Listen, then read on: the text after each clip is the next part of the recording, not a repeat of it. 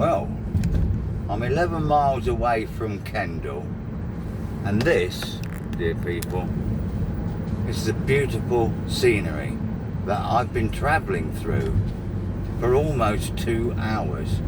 This is my first time in the Lake Districts, and I've got to be honest with you,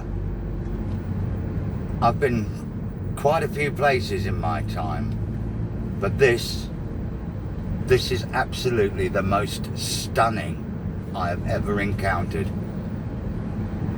It's graced with nature's beauty, and I just simply can't believe it's so magnificently beautiful. I'd thoroughly recommend a visit here if you've not been here before, and this is just a snippet of it.